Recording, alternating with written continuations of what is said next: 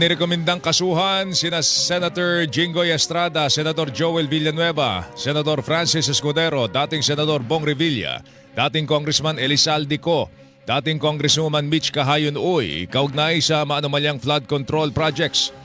Ito ang kinumpirma ni Senate President Pro Tempore Panfilo Lacson batay sa draft ng partial report ng Senate Blue Ribbon Committee. Yeah, 6 people ang nandun. Ex-Congressman Saldico, of course, Senator Bong Revilla, tapos Senator Cheese. Lahat ng nag-PPI ngayon, nag-preliminary, yun ang kasama doon. We're recommending them to undergo preliminary investigation below that baseline. Hindi ako papayag kasi nga it doesn't make sense na hindi ko i-recommend yung nangyayari na.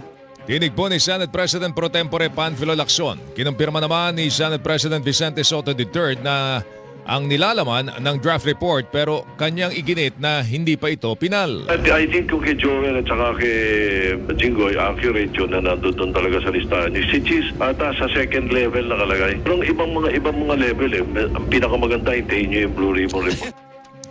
Tinig po ni Senate President Vicente Soto III.